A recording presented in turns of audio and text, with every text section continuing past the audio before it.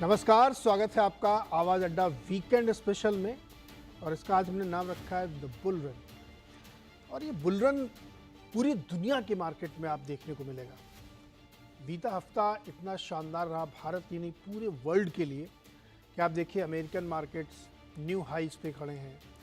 Japan का market 34 साल बाद उसने अपना पिछला हाई तोड़ा और उससे ऊपर जाने में सफल हुआ। यूरोप में जाइए आप, स्टॉक 600 जो बड़ा इंडेक्स है उसने न्यू हाई लगा दिया। चाइना जो बहुत बुरे दौर से गुजर रहा है इस समय, वहाँ पे भी लोअर लेवल से एक हफ्ते में 10% की रिकवरी आई है।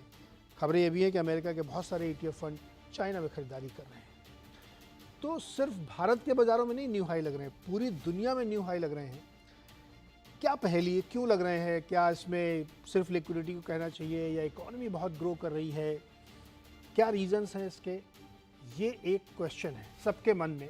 और पिछले साल, 1.5 साल, 2 साल में हर हफ्ते हमने ये पहेली समझने की कोशिश की कि क्या डरना चाहिए, अब बुल रन और कितने फेज पे है, कहाँ पे है। तो हर बार इसका जवाब ये रहता है कि कॉशियस रहना चाहिए, सावधान रहना चाहिए।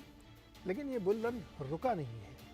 तो ये तेज़ी किस तरह की है? क्या ये एक बहुत बड़े बुल रन के बीच में हम हैं, शुरुआत में है, पीक में है?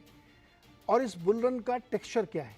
बदलाव हुआ इकोनॉमी में इसलिए बुल रन है, या सिर्फ पैसा बहुत झोंक दिया था इसलिए बुल रन है, या बहुत सारी चीज़ें बदल गई हैं सिस्टम में उसकी वजह से बुल रन आया है? तो एक तो ये सवाल है आज का, जिसको हम समझने की कोशिश करेंगे कि ये पूरे दुनिया में जो ग्लोबल बुल रन है इसमें क्या दम है और कैसे समझना चाहिए। दूसरा एक बड़ा सवाल है कि क्या भारत का जो बाज़ार है उसका मार्केट कैप $5 ट्रिलियन बहुत जल्द हो जाएगा। इकोनॉमी के लिए तो हमें हो सकता है थोड़ा इंतजार करना पड़े 2-3-4 साल तक, लेकिन मार्केट का मार्केट कैप हो सकता है क्या? एक हेडलाइन बन सकती है $5 ट्रिलियन मार्केट कैप। तो क्या ये पॉसिबल है? नियर फ्यूचर पॉसिबल है। जेफरीज की कई सारी रिपोर्ट्स हैं, उसको भी हम लोग डिस्कस करेंगे। और तीसरा एक बहुत ही इम्पॉर्टेंट सेक्टर जो कंजम्पशन से जुड़ा हुआ है, पेंट का सेक्टर, उसमें एक बहुत बड़ी घटना हुई है। बड़ा एक बिजनेस हाउस है बिरला ग्रुप, उन्होंने पेंट इंडस्ट्री में कदम रखा है और एक साथ 3 फैक्ट्रियों में काम शुरू हो गया है, मतलब प्रोडक्शन शुरू हो गया है। और बाकी की 3 और फैक्ट्रियों में इसी साल के अंत तक काम शुरू हो जाएगा। यानी एक साथ 6 पेंट की बड़ी बड़ी फैक्ट्रियाँ, और इतने लार्ज स्केल की हैं वो कि पूरी कंट्री को कैटर करेंगी। 3 लाख डीलर शहरों तक वो पहुँचने की कोशिश करेंगे अपने चेक पॉइंट्स पर। और इसके लिए उन्होंने 10,000 करोड़ रुपए खर्च किए हैं, जिसमें से 6,000 करोड़ रुपए ऑलरेडी खर्च हो चुके हैं। बाकी फैक्ट्रियों के जरिए 4,000 करोड़ और लगेंगे, जो कि पूरी पेंट इंडस्ट्री का 50% एक झटके में कैपेक्स किया गया। तो पेंट इंडस्ट्री में क्या होने वाला है इसको भी समझेंगे। तो तीसरा टॉपिक हमारा ये है। चलिए एक एक टॉपिक हम लोग समझेंगे, और जो आज हमारे मेहमान हैं उनसे मैं आपका परिचय करा देता हूँ। जाने पहचाने चेहरे, लेकिन औपचारिक तौर पे मैं आपको बता दूं कि सुदीप बंदोपाध्याय जी हमारे साथ है। मार्केट के बड़े चेहरे, स्टॉक को, इंडस्ट्री को, सेक्टर को समझते हैं। मनीष डांगी जी हमारे साथ हैं, मैक्रो मोज़ैक के बहुत बड़े बड़े डेटा एनालाइज करते हैं, दुनिया भर के बाजार ट्रैक करते हैं। और मुझे याद है कि एक बार मनीष जी ने कहा था कि IT अब उनके रडार पे है, फेवरेट में। और आप देख लीजिए आज एनवीडिया ने क्या कमाल किया है। तो ये बात तो उन्होंने कम से कम 6 महीने पहले हमें बताई थी। तो मनीष जी से समझेंगे। पंकज जैन जी SW कैपिटल के हैं और बहुत अच्छा स्टॉक पिकर, मार्केट की पल्स समझते हैं। अभी थोड़ी देर पहले शो से पहले हम बात कर रहे थे तो बहुत खुश थे कि अब तो यहाँ से भी आगे 5-8 ट्रिलियन हो जाए, उनको तो मज़ा ही आएगा इसमें। और चौथे नंबर पे हमारे मित्र जसप्रीत अरोड़ा जी, रिसर्च एंड रैंकिंग के CIO है, हेड हैं। जसप्रीत जी से भी समझेंगे, क्योंकि अपना पैसा तो मैनेज कैसे कर ले, नुकसान हो जाए तो कोई पता नहीं चलता, लेकिन दूसरे का पैसा जब आप मैनेज करते हैं ना तो बहुत केयरफुल रहना पड़ता है। तो जसप्रीत जी से भी बातचीत होगी। चलिए एक एक करके शुरुआत करते हैं। पहला टॉपिक सिंपली ये समझना चाहते हैं कि सुदीप सर, ये ग्लोबल रैली जो चल रही है, दुनिया के हर बाजार न्यू हाई पे खड़े हैं, क्या हो गया ऐसा? नीरज जी, 2-3 चीज मैं कहना चाहूंगा। पहली बात तो ये है कि एक बड़ा रिसेशन का उम्मीद यूएस में किया जा रहा था बहुत दिनों से। आपको याद होगा कि कोविड के टाइम से ही हम बात कर रहे थे। मार्केट में, हर मार्केट में ये चर्चा होता था कि यूएस रिसेशन में है, बहुत बड़ा रिसेशन आएगा। पर देखिए क्या हुआ। क्या यूएस में कभी रिसेशन नहीं हुआ। और जो सॉफ्ट लैंडिंग जिसकी बात की जाती थी कि बहुत डिफिकल्ट है सॉफ्ट लैंडिंग, हार्ड लैंडिंग होगा ही होगा, वो नहीं हुआ, सॉफ्ट लैंडिंग ही हुआ। उन्होंने रेट बढ़ाए बहुत सारा, और जिसका पेन थोड़ा बहुत मार्केट में देखने को एक टाइम में थोड़ा बहुत हल्का सा देखने को मिला था, पर ऐसा कुछ बहुत बड़ा असर नहीं हुआ, क्योंकि लेबर मार्केट बहुत स्ट्रांग था वहां पे, हमेशा स्ट्रांग था। अब अमेजन और कुछ आईटी कंपनीज ने कुछ रिट्रेंचमेंट किए हैं, उससे ओवरऑल मार्केट पे कोई फर्क नहीं पड़ा। जो आंकड़े कंटिन्यूअसली यूएस मार्केट से आते हैं लेबर के, वो स्ट्रांग है, एम्प्लॉयमेंट नंबर स्ट्रांग रहे हैं, और इकोनॉमी में रिसेशन तो दिखा ही नहीं है, अभी अच्छा ग्रोथ दिखना लग गया है।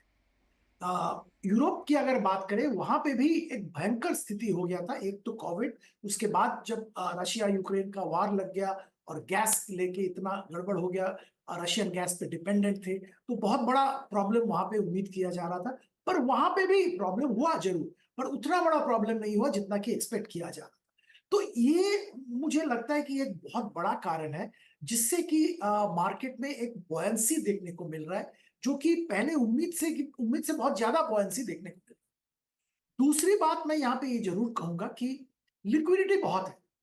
अब देखिए, लिक्विडिटी बहुत है, इसका कारण अब वापस 2008-9 से करना चाहिए, कि तब से एक क्वांटिटेटिव ईजिंग का जो माहौल दुनिया भर में रहा है, उसके चलते बहुत अच्छा खासा लिक्विडिटी मार्केट में डिफरेंट कंट्रीज के सरकारों ने पंप किया है, और उसका एक कहीं ना कहीं उसका पॉजिटिव असर, इवेंचुअली वो फाइनेंशियलाइजेशन ऑफ सेविंग हो रहा है और वो मार्केट में आ रहा है।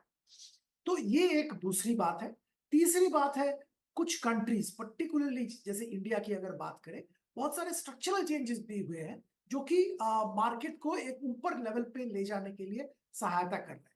और आपने जापान की बात की, जापान में भी बहुत सारा अच्छा स्ट्रक्चरल चेंज हुआ, और जापान में भी एक 30-35 साल एक ग्लट में रहने के बाद वहां से दे आर ब्रेकिंग आउट।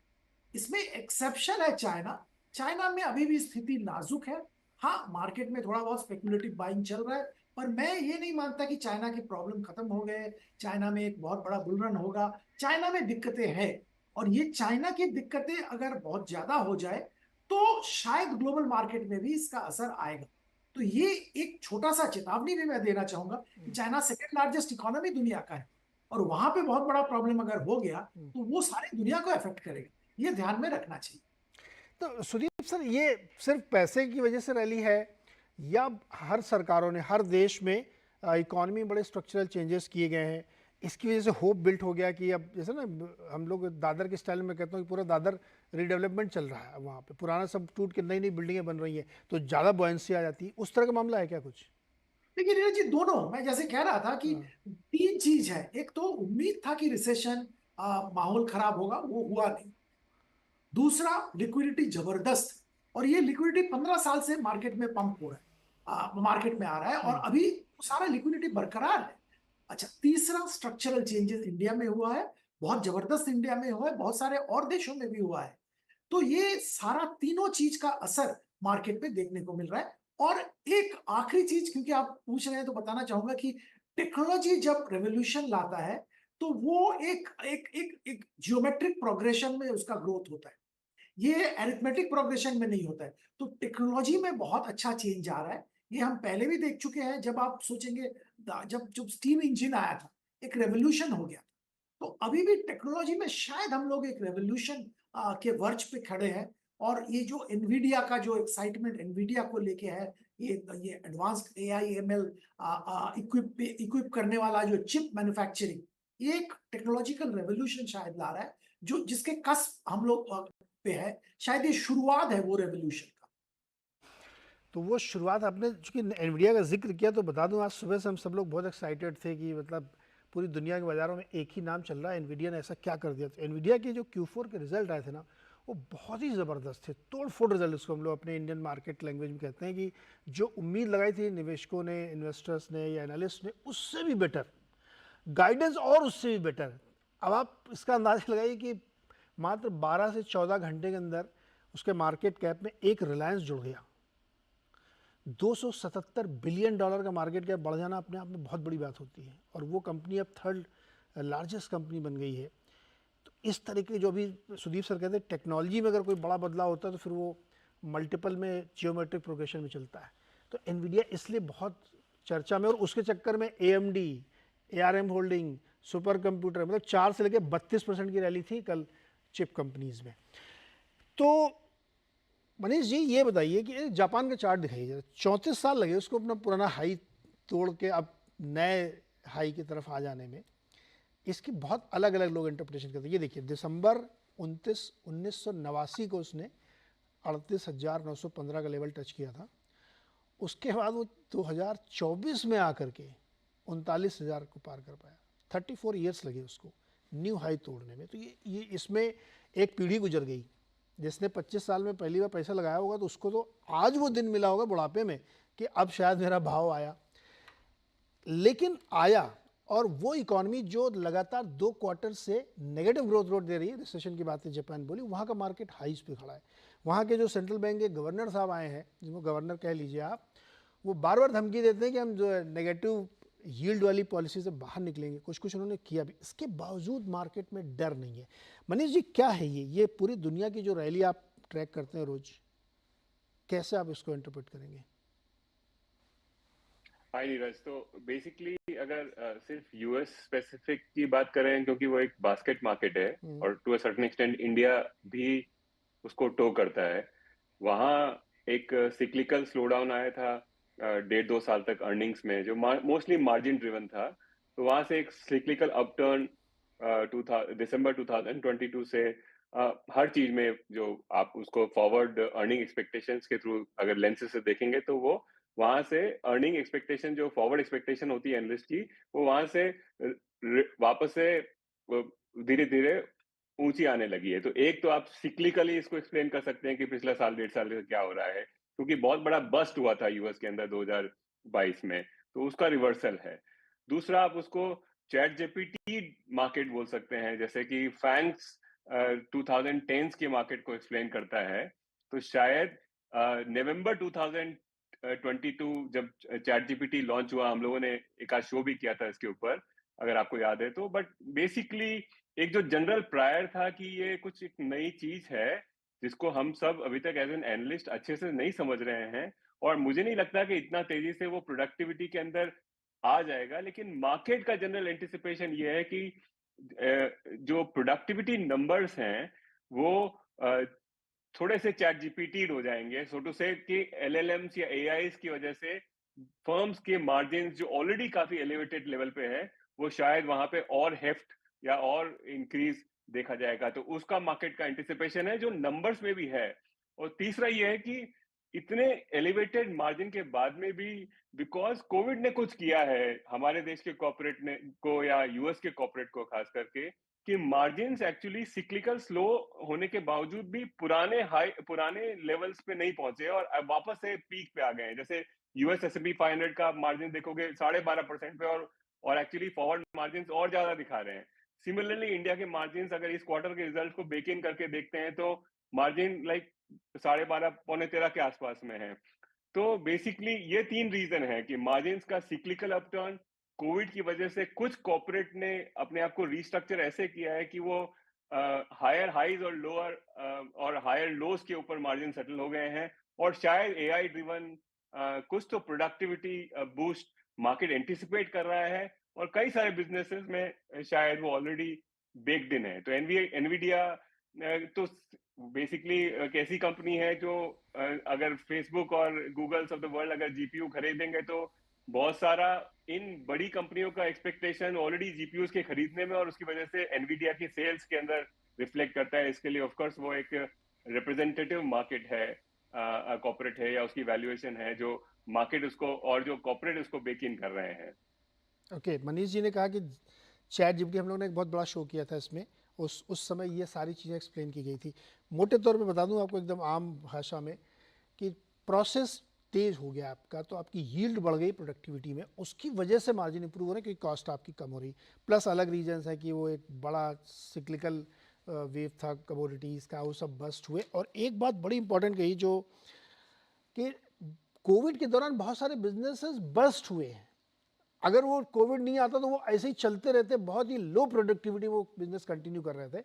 लेकिन वो चूंकि आया बंद हो गया तो वो टूट गए, अब वो नए बने हैं, तो नए बने तो अच्छे वाले बन गए, तो इसलिए भी वहाँ पे बहुत मार्जिन दिख रहा है। तो मनीष जी, फिर क्या ये माना जाए कि ये दमदार रैली है, इसके बारे में शक नहीं करना चाहिए? सो बिल्कुल, आई मीन अगर सिर्फ मार्केट की वैल्यूएशन को आप लिक्विडिटी के लेंस से देखेंगे तो वो गलत होगा कि ऐसा मार्केट्स के अंदर एक्चुअली रियल रेट्स काफी ऊंची हैं, ओवरऑल लिक्विडिटी इंडिया के अंदर भयंकर टाइट है, और जो मैक्रो लिक्विडिटी जिसको बोलते हैं, और यूएस के अंदर भी interest rates of course I mean 15-20 साल की ऊंचाइयों पे है। उस हिसाब से लिक्विडिटी एक्सप्लेन नहीं कर सकता है इसको। तो लिटरली जो अंडरलाइन अर्निंग मोमेंटम है, मार्जिन्स हैं, वो एक्सप्लेन कर रहे हैं जो मार्केट कर पा रहे हैं। खास करके यूएस के अंदर तो बहुत तोड़फोड़, जैसे आपने बोला कि रिजल्ट्स रहे हैं, और जिस तरह से आई मीन इतने बड़े मार्केट के अंदर इतनी बड़ी कंपनियां, उनके margins I mean almost unbelievable है कि इतना, आई मीन कैसे बड़े बड़े कॉर्पोरेट, आप जैसे बता रहे थे एनवीडिया की साइज, उस साइज के ऊपर और सारे फैंक्स कैसे इतने बड़े मार्जिन्स को डिलीवर करते हैं।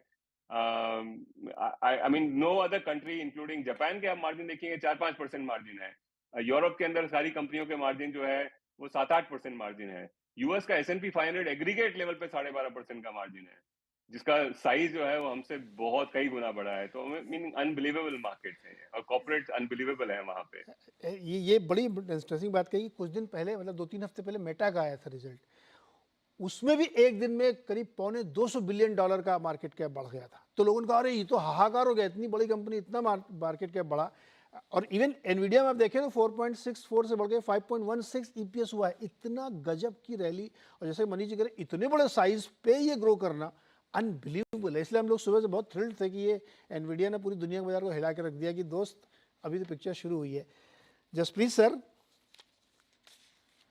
डर लग रहा है आपको, या आपको और कॉन्फिडेंस आ गया है कि नहीं यार हम अकेले नहीं, तो पूरी दुनिया में चल रहा है और ये चलता रहेगा भी? डर तो नहीं लग रहा है, आई वुड से एक्साइटमेंट ज्यादा है, बिकॉज अब ये काइंड ऑफ ग्लोबल एक्साइटमेंट बन गया है। जैसे आपने बताया, ऑल द एक्सपर्ट्स ने भी अपना पूरा डिटेल एनालिसिस भी किया, बट मुझे भी एकदम साथ में व्हाट आई रिमेम्बर इज कि जो इंडिया में भी हो रहा है वैल्यू और ग्रोथ का मिक्स, वही ग्लोबली भी देखने को जा रहा है। तो इस समय जो बेस्ट 2 परफॉर्मिंग मार्केट्स ग्लोबली हैं, Nasdaq and the Japanese index, एक को आप ग्रोथ बोल सकते हैं, एक को आप वैल्यू पिक बोल सकते हैं, because as you rightly said, चौथे साल बाद उन्होंने it's come back to that level.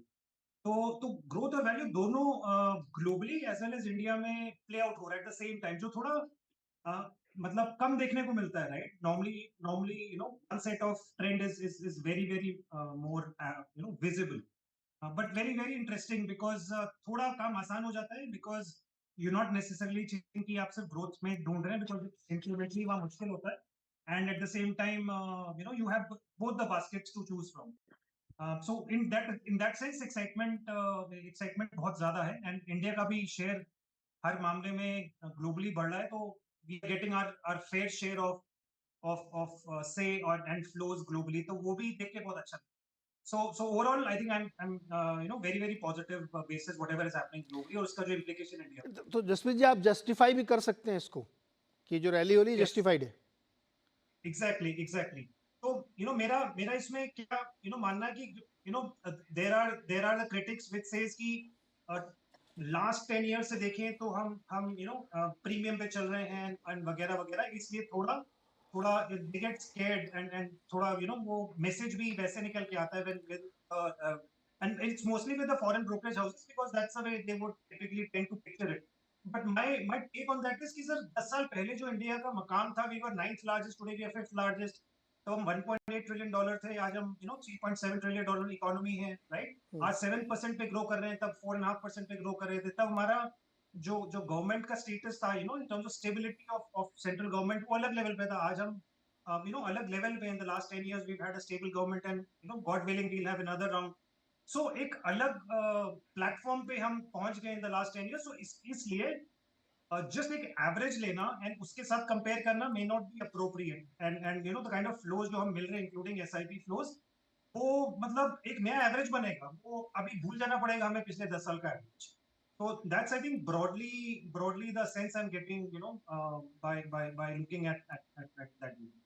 Okay, Pankaj ji, किस लेंस से आजकल आप देख रहे हैं मार्केट को कि लिक्विडिटी वन रैली है, ये सब लोग, इन लोगों ने अभी वो दिन देखे नहीं जब बहुत तेज़ गिरावट आती है। एक एनालिसिस ऐसा भी होता है लोगों का। फिर कुछ लोग कहते हैं कि नहीं नहीं, इसको एकदम नए तरीके से आप देखिए, चीज़ें बदल रही हैं। आप किस तरीके से देख रहे हैं? देखो नीरज जी, मार्केट में हमने कई बार देखा है अपने 26-27 साल के एक्सपीरियंस में, मार्केट में वही नैरेटिव बिल्ड हो जाता है जिस तरह की मार्केट में चाल होती है, and we have seen it an number of times. But अगर हम आजकल की मार्केट को एक थोड़ा सा रैशनल तरीके से जाने, तो मेरे को लगता है इसमें कोविड का भी एक बहुत बड़ा हाथ है। I think it's a multiple of, I would say, जैसे हम बोलते हैं के shape recovery, liquidity driven, Covid factor, valuation game, जो बड़े कॉर्पोरेट हैं आई थिंक उधर ज्यादा कंसोलिडेशन हो गई, छोटे वाले शायद कोविड की वजह से पीछे रह गए।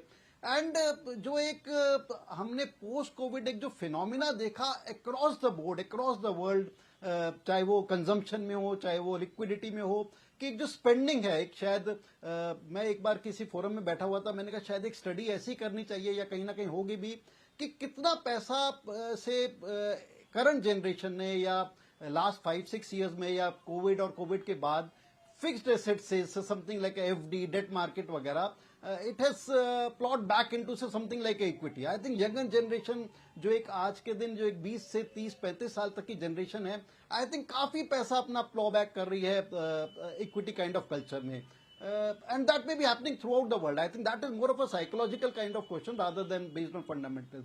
उसके अलावा अगर हम देखें जो बड़ी कंपनीज हैं अक्रॉस द वर्ल्ड, चाहे इंडिया में हो, ग्लोब में हो, यूएस में हो, I think they have delivered pretty well in last 4-5-6 quarters, और आई थिंक ये ट्रेंड अभी चलेगा। उसके अलावा जिस तरह के इलेक्शन ईयर है 2024, नॉट जस्ट फॉर इंडिया, काफी सारे बड़े इलेक्शन इंक्लूडिंग यूएस में जो होने 2024 में, तो आई think that momentum will also continue to push say assets like equity markets on a higher scale. So इन सब तीनों चारों चीजों का कॉम्बिनेशन है जो हम देख रहे हैं कि पिछले, जैसे अभी हम निकाई जापान की बात कर रहे थे, पिछले 18-20 महीने में ऑलमोस्ट 45-50% रिटर्न निकाई ने दिया है। इसी तरह नैस्डैक अगर हम देखें पिछले 12-14 महीने में करीब 35-40% का रिटर्न नैस्डैक ने दिया है, और हमारी मार्केट ने तो बड़ा अच्छा रिटर्न दिया है। सो अपार्ट फ्रॉम एक चाइनीज मार्केट को अगर हम एक अलग प्लेटफॉर्म पे रख दें, I think it is a phenomena across the globe.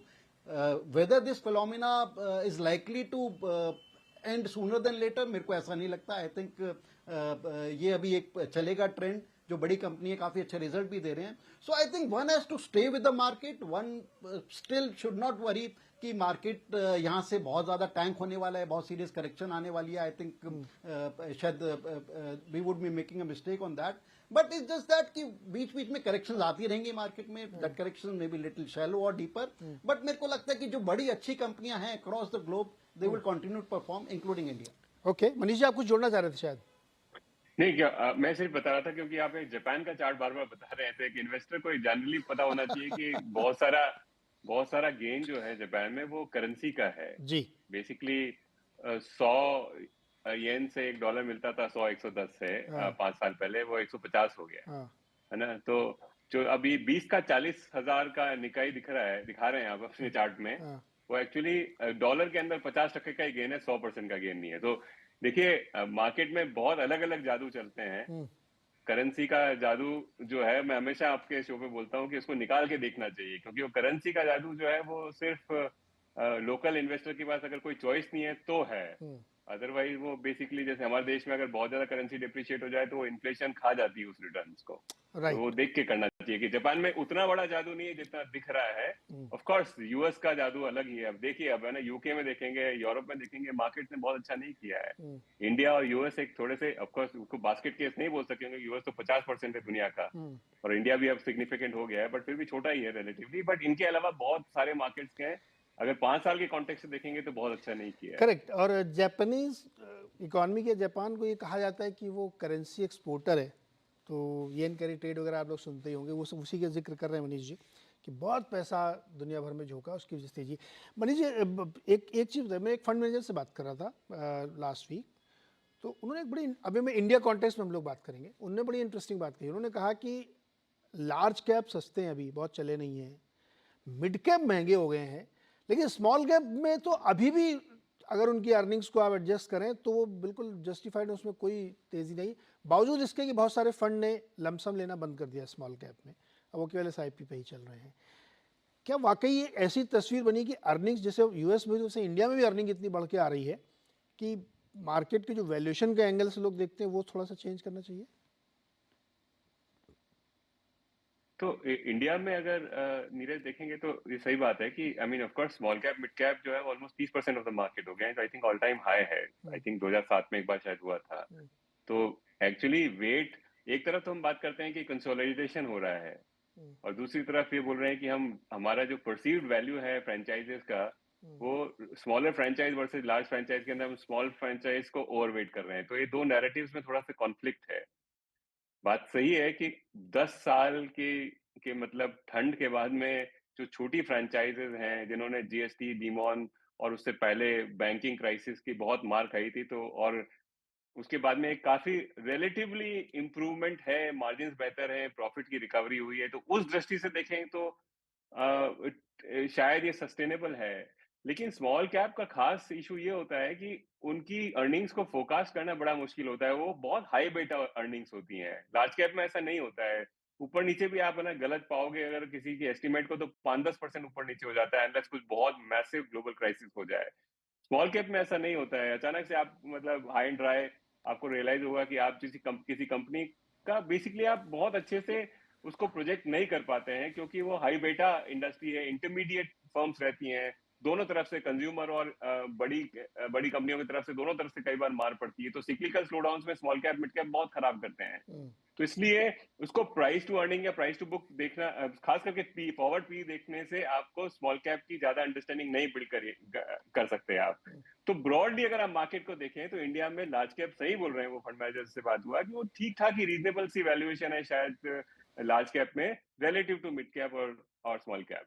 But relative to अगर इमर्जिंग मार्केट देखेंगे तो इंडिया 1-1.5 स्टैंडर्ड डिविएशन महंगा है, रिलेटिव टू यूएस मोटा मोटी उसी भाव पे है, रिलेटिव टू बॉन्ड अगर देखेंगे तो 1-1.5 स्टैंडर्ड डिविएशन महंगा है, क्योंकि of course you know rates वहीं आ गई हैं जहां हिस्टोरिकली इंडिया में रहती है पिछले 15-20 साल से, लेकिन 15-20% price forward price to earning जो है वो महंगी है। ओके, थोड़ा सा महंगा है, लेकिन बिल्कुल सही एनालिसिस कि मिड कैप या स्मॉल कैप को खास तौर पे, क्योंकि वो कंपनियां बहुत छोटी छोटी होती है, उसमें बहुत सारे ऐसे इंट्रिंसिक इश्यूज होते हैं जिसको प्रेडिक्ट करना बड़ा मुश्किल होता है।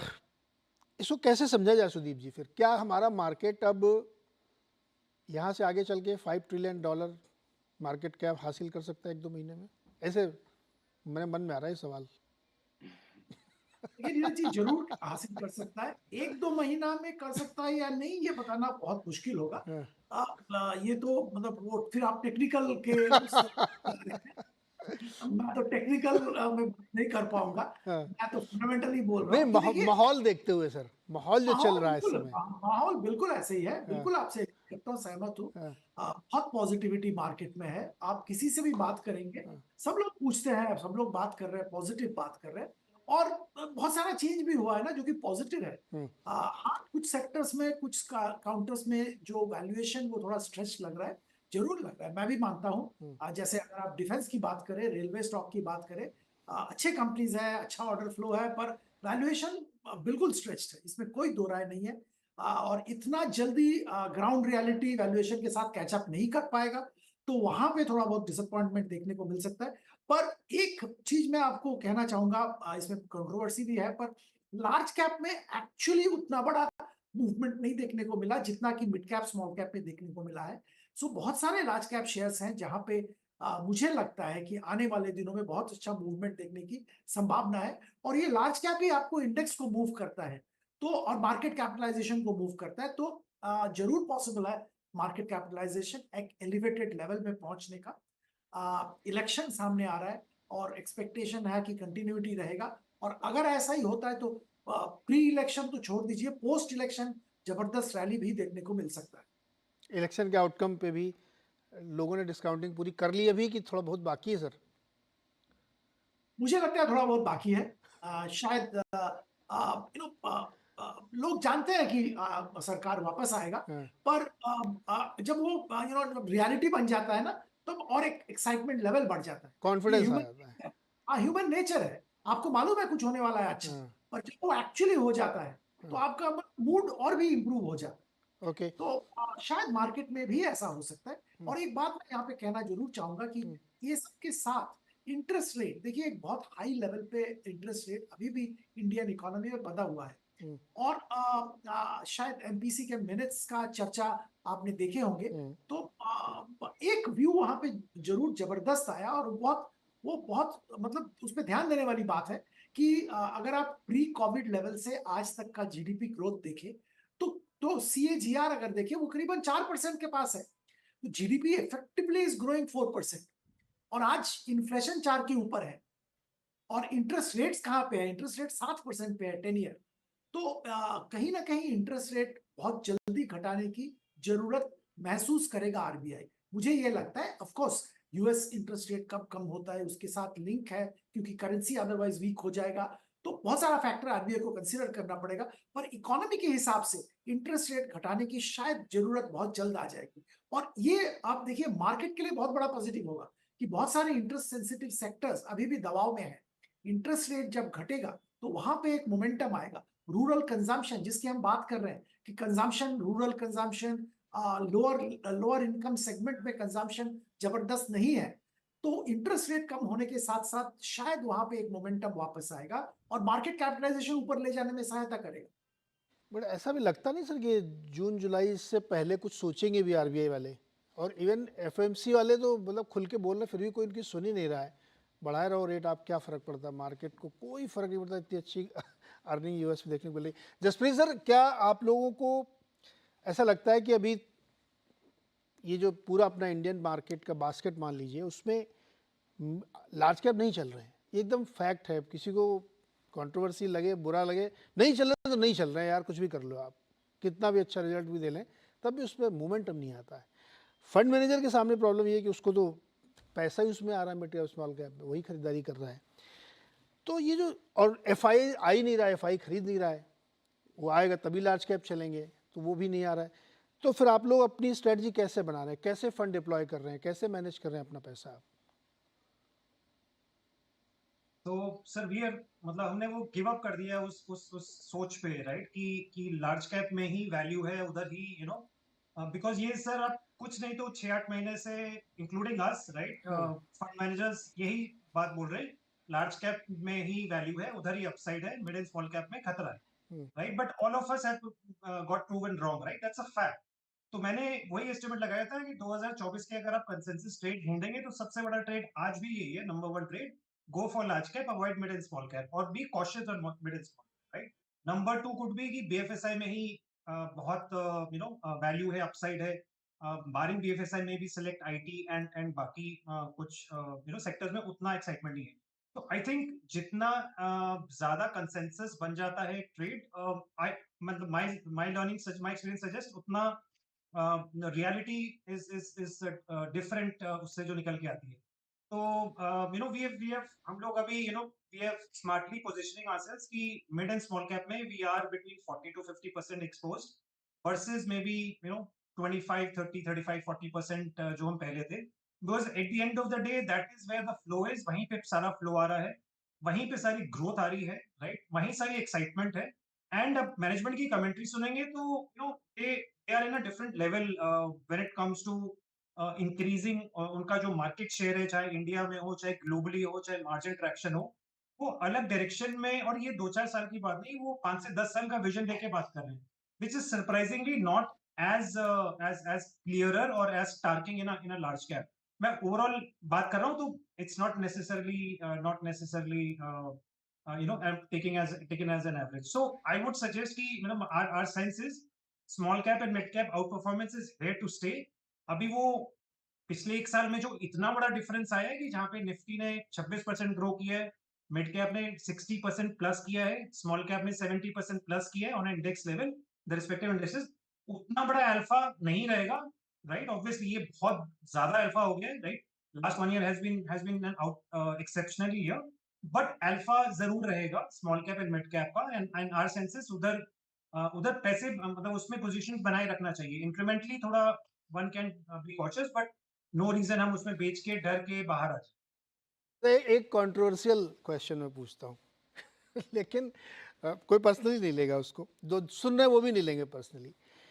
सबको बोलने के लिए अच्छा लगता है कि आप लार्ज कैप देखिए, आप बहुत अंडर वैल्यूड हैं, बहुत सेफ्टी होती है उसमें, प्रूवन ट्रैक रिकॉर्ड है, लार्ज कैप की तरफ जाना चाहिए और उनके वैल्यूएशन भी काफ़ी कंफर्ट देते हैं। लेकिन खुद भी खरीदते मिड कैप स्मॉल कैप है, क्योंकि अंडर परफॉर्मेंस का भी डर है। फंड में कोई पैसा लगाएगा जब आपका फंड ही परफॉर्म नहीं कर रहा, क्योंकि चल ही वही रहे हैं। मैं इसको और पॉलिश्ड वे में कह देता हूँ कि ये मार्केट कैप की बहस ही बेमतलब है। जिधर पैसा बन रहा लोग उधर लगा रहे हैं। क्या ऐसा है क्या पंकज जी, आप लोग मानते हैं इस बात को कि फंड, ये लार्ज कैप मिड कैप की डिबेट जो चलती रहती है, इसमें ज़्यादा पढ़ने की ज़रूरत नहीं है? देखो नीरज जी, आई थिंक हमारे को अलग अलग सेक्टर, अलग अलग भाग में इन्वेस्टर्स को और मार्केट को दायरा देना पड़ेगा। Since we are dealing with large number of clients on a daily basis, उनकी साइकी में भी जाना पड़ता है। इन द सेंस जो आप कह रहे हैं कि what has happened in last 2-3 months, मेरे को लग रहा है कि लार्जर कैप के जो स्टॉक्स हैं उनकी पार्टिसिपेशन भी बढ़ गई है। What was happening till about year 2023, जो हमारे बड़े बड़े स्टॉक्स थे, से समथिंग लाइक कोई रिकमेंडेशन या कुछ भी नहीं है, से something like a Reliance industry, something like a TCS, something like a Sun Pharma, I think वो परफॉर्म नहीं कर रहे थे, और उसमें अगर पैसा कोई लगा भी रहा था तो एक परसेंटेज रिटर्न नहीं आ पा रहा था। But what has happen in last से 2-3 मंथ्स कि वो स्टॉक्स ने भी परफॉर्म किया है, बट उसका मतलब ये नहीं कि मिड कैप या स्मॉल कैप में कोई एक डीपर करेक्शन आ गई है। दे कंटिन्यू टू परफॉर्म, ठीक है, उन सेक्टर्स में से समथिंग लाइक अ डिफेंस और something like smaller mid cap में जहां जहां थोड़ा सा फ्रॉथ बढ़ जाता है, उस फ्रॉथ में हम देख रहे हैं कि करेक्शन आ रही है। बट अगर हम इन्वेस्टर की तरह से बात करें, उसको लगता है कि जो एक परसेंटेज रिटर्न है, अगर वही पैसा मैं एक्स वाई अमाउंट अच्छे मिड कैप या स्मॉल कैप में लगा रहा हूं, वहां पर मेरा अभी भी परसेंटेज रिटर्न ज्यादा आ रहा है, बजाय कि ठीक है सेफ्टी क्वेश्चन लार्ज कैप में थोड़ा ज्यादा है, बट परसेंटेज रिटर्न अभी भी कम है। So different strata of clients होंगे, whether they want to seek safety with smaller returns, whether they want to play a high beta game. नहीं, अभी तो मार्केट में मोमेंटम है, अभी मार्केट में पैसा है। आई थिंक कि आपकी क्या राय है, whether this mid cap small cap will continue to perform? तो हम एक स्पेसिफिक, एक अपनी वॉट एवर रैशनल जो होता है कि okay let's continue with the safer, relatively safer, कोई ऐसा एब्सोल्यूट सेफ्टी तो कहीं भी नहीं होती, रिलेटिवली सेफर जो सेक्टर्स होंगे। So it's a combination of everything, but definitely ऐसा नहीं है कि मिड कैप या स्मॉल कैप का हाथ इन्वेस्टर्स या ट्रेडर्स ने छोड़ दिया है। स्टिल काफी सारा पैसा वहां पर फ्लो हो रहा है, काफी सारा आ रहा है, बट लार्ज कैप में भी पार्टिसिपेशन बढ़ गई। I think that is my sum of the game, और मेरे को लगता है कि अभी दिस ट्रेंड वुड कंटिन्यू, और उसमें स्मॉलर कैप में हम अपने क्लाइंट्स को जरूर कहते हैं कि दैट इज द पॉकेट, वहां पर आपको जरूर कॉशियस रहना चाहिए, क्योंकि उसमें काफी सारे ऐसे स्टॉक्स हैं, विदाउट नेमिंग एनीथिंग, जो सिर्फ एक लिक्विडिटी या मोमेंटम ड्रिवन है, without fundamentals. They have also started moving, so that is another area of concern. And some area of concern से समथिंग लाइक जो हमने पिछले दिनों देखा था, इरेशनल वैल्यूएशंस हो गई थी, से समथिंग लाइक डिफेंस स्टॉक्स या रेलवे स्टॉक्स में, वहां पर टिपर डाउन हुई है वैल्यूएशंस। एक और चीज पे हम बार बार जो कॉशन कर रहे हैं लोगों को कि we'll have to see what the market levels are just before elections. क्या एवरीथिंग प्राइज इन तो नहीं हो जाएगा जब तक हम इलेक्शन में आए? क्या जो अभी तक हमारा जो निफ्टी 22,000 के आसपास चल रहा है, यहां से भी अगर 5-7% और ऊपर हो गया, क्या वो जो 360, 370 या 400 सीटों की जो बीजेपी बात कर रहे हैं, क्या वो ऑलरेडी प्राइज इन तो नहीं हो गया? Everything is price to perfection, और उसके बाद जैसे हम बोलते हैं कि buy on rumour sell on news, it's not a rumour, but कि सब कुछ प्राइज इन हो गया, और उसके बाद एक we could see market in some kind of correction, some kind of plateau for some time. So that is one thing we are cautioning, और उस चीज का आई थिंक जो एक समीकरण या अध्ययन, वो जब इलेक्शन से 2-3 हफ्ते पहले ही हो पाएगा। जी मनीष जी, एक सवाल आपसे। सर, क्या आपको लगता है कि यहाँ से अगले 2-3 महीनों में, चूंकि इलेक्शन का जिक्र बार बार आ रहा है, तो एक बड़ी रैली हम लोग एक्सपेक्ट कर सकते हैं, जिसको इलेक्शन रैली कह लें या जो भी नाम देना चाहें, एक बड़ी रैली की एक्सपेक्टेशन कर सकते हैं अभी यहाँ से? नीरज, जरा मार्केट की डायनेमिक को अगर देखें तो दो ही लॉ एक्चुअली हैं। एक की जो आज जब महंगा खरीदेंगे तो रिटर्न लंबे समय में सस्ता मिलेगा, एक लॉ है वो जनरल। और दूसरा है कि शॉर्ट टर्म के अंदर जो चीज पहले हुई है वही होती रहेगी, मतलब मोमेंटम इज द रूल, है ना। ये दो ही लॉ हैं। शॉर्ट टर्म के लिए हमेशा सही रहता है कि जो अभी तक होता रहा है उसी पे अगर बेट करेंगे तो मोस्ट प्रॉब्ली वो, अगर स्मॉल कैप अच्छा कर रहा है तो स्मॉल कैप अच्छा करता रहेगा, लार्ज कैप कर रहा है तो लार्ज कैप करता रहेगा। फार्मा अच्छा कर रहा है तो करता रहेगा। तो मोमेंटम शॉर्ट टर्म के अंदर एक बहुत अच्छा रूल है, और जनरली क्योंकि इन्वेस्टर का होराइजन थोड़ा सा लंबा होना चाहिए, और होता है 5 साल, 3 साल, 10 साल, तो उस पीरियड में अगर आप कोई भी चीज महंगी खरीदेंगे तो आपका जो फ्यूचर का रिटर्न है वो कम होगा। तो अब उस हिसाब से लार्ज वर्सेस स्मॉल को देखना चाहिए, फार्मा वर्सेस आईटी को देखना चाहिए, बैंकिंग वर्सेस नॉन बैंकिंग को देखना चाहिए। मेरा एक इंटरवेंशन आपके पुराने क्वेश्चन पे ये था। और जहां तक इलेक्शन का सवाल है, of course I think market ने अपना, हम लोगों ने जब शो किया था एमपी के एग्जिट पोल के ऊपर, जब डिस्कशन हुआ था कि जब एमपी का एग्जिट पोल 140 सीटें दिखा रहा था, तो ये मोर और लेस क्लियर हो गया था हर रीजनेबल एनालिस्ट को, इंक्लूडिंग मी, कि अब वहां पे जो सरप्राइज का एक रिस्क था नेशनल इलेक्शन में वो नहीं है। अब दिक्कत क्या है कि 270, 280, 290 सीटों के ऊपर BJP is a goldilocks condition for market. आप 300, 350 वो बीजेपी का प्रोजेक्ट हो सकता है, वो मार्केट के लिए फेवरेबल है अनफेवरेबल है, वो एक इफी है। So for us the best thing is that we get a stable and continuous government जो पिछले 10 साल में रही। अगर वही रहे, वो किसी की भी गवर्नमेंट हो, तो वो मार्केट उसको जनरली फेवर करता है, भले वो यूएस हो या इंडिया। उसके बाद में जो एक्सेस है, वो 100 सीट एक्स्ट्रा किसी को आ जाए, 550 सीटें सारी किसी को आ जाए, उससे मार्केट को बहुत फर्क नहीं पड़ता। In fact market should be careful कि अगर किसी एक पार्टी को आप एक्सेसिवली लीन कर दो, अगर पूरा पॉलिटिकल फोर्स उधर लीन हो जाए, तो then outcome can become uncertain. So hopefully will get a goldilocks what you call result instead of a one sided result. तो इसी गोल्डी लॉक के चक्कर में मार्केट दौड़ता रहेगा, जो कि अभी दिख रहा है। अरे मैं एक छोटा सा ब्रेक लेता हूँ सर, और ब्रेक के बाद हम वापस आएंगे। तो हमने कहा था पेंट सेक्टर पे बात करनी, क्योंकि बहुत बड़ा डिसरप्शन हुआ है। क्या उसके मायने हो सकते हैं, कैसे पेंट सेक्टर को अप्रोच किया जाए, इस पर बातचीत करेंगे।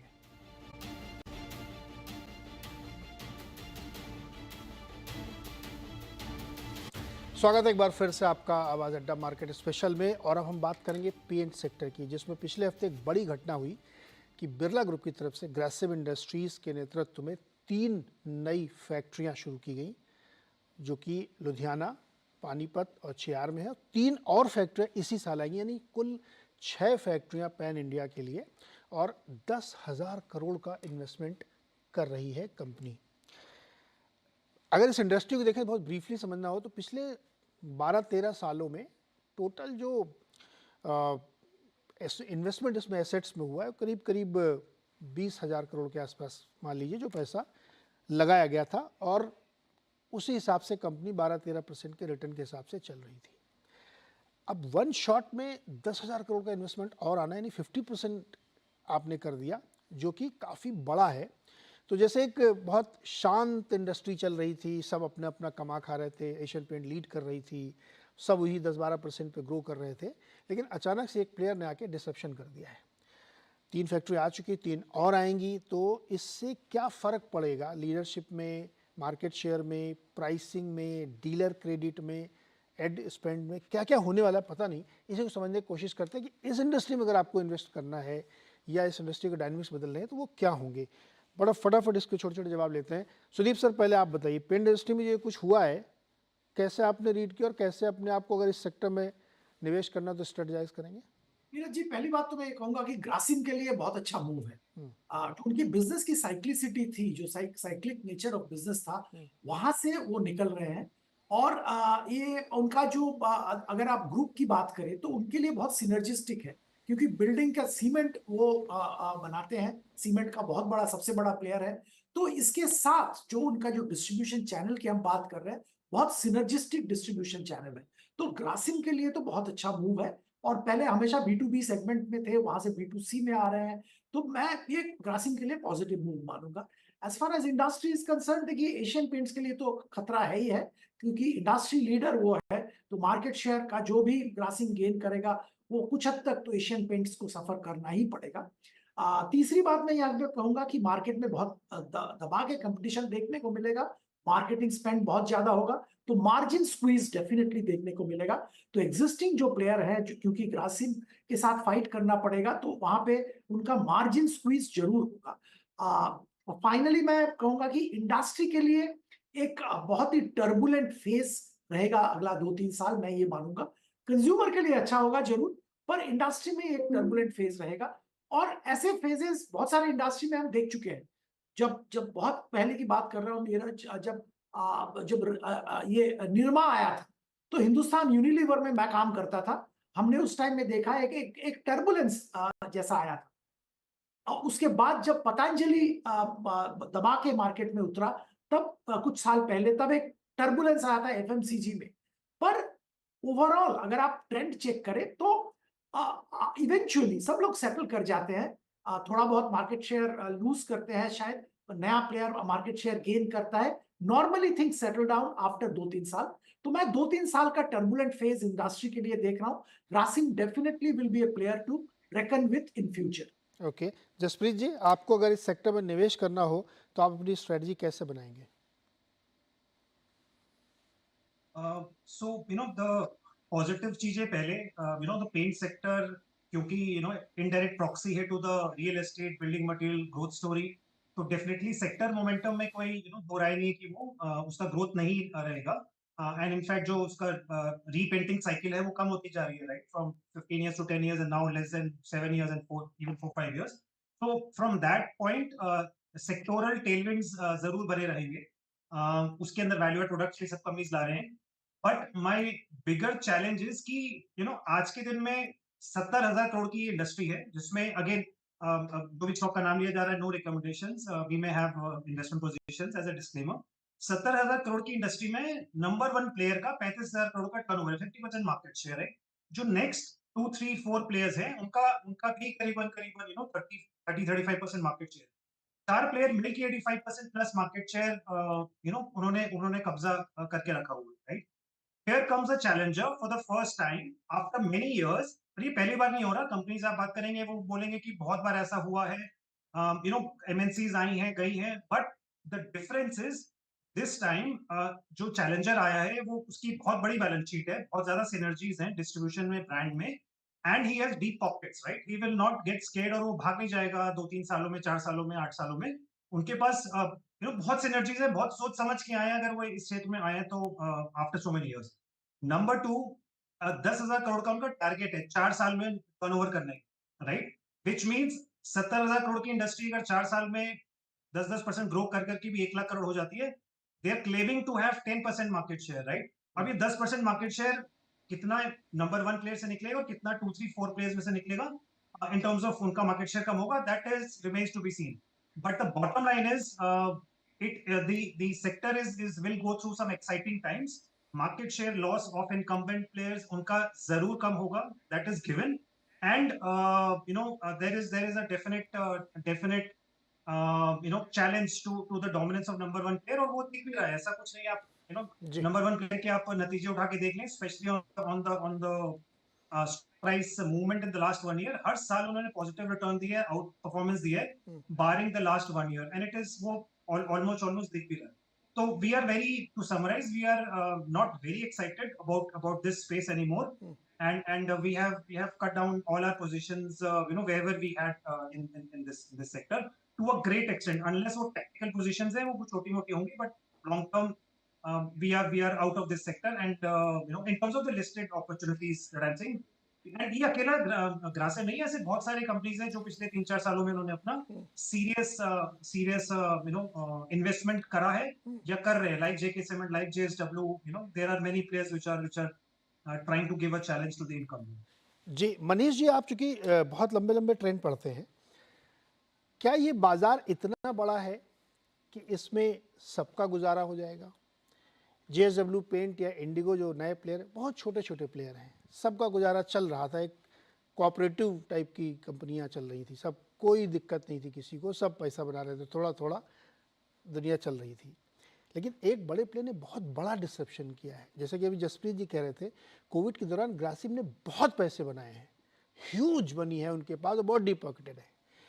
ऐसे 2 और डिसरप्शन इंडस्ट्री में हो चुके हैं इससे पहले। एक टेलीकॉम में हुआ था, दूसरा अभी हुआ है जियो फाइनेंस के जरिए।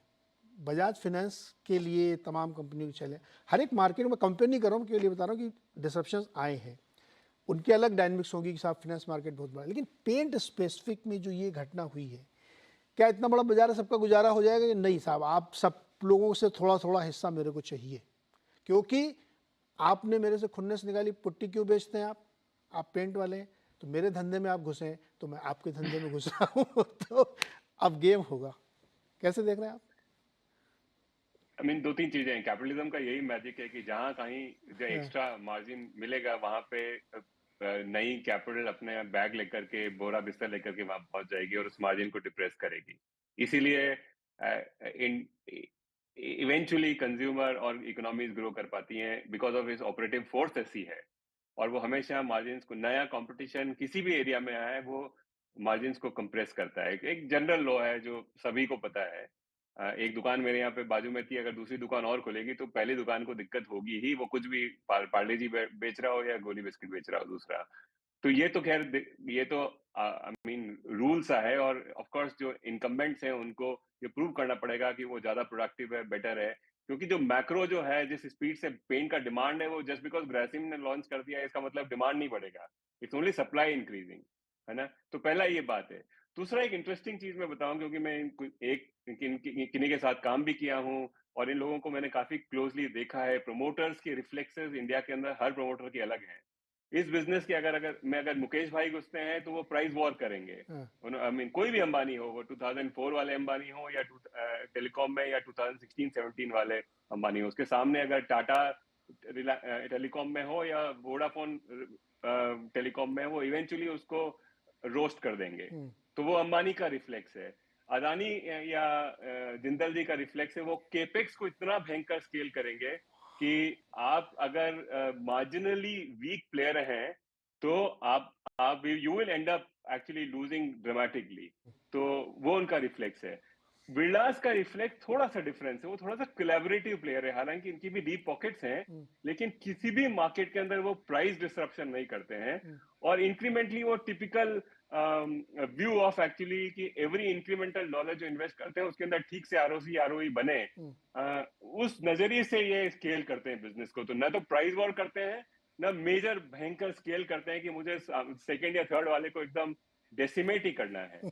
तो उस वजह से अगर उतना आप लोगों के लिए छोटी सी रस्सी है जो इन्वेस्टर है कि नहीं, ये बंदा जो नया घुस रहा है वो थोड़ा जेंटलमैन है, उसके अलावा तो खैर मैक्रो तो खराब हो गई।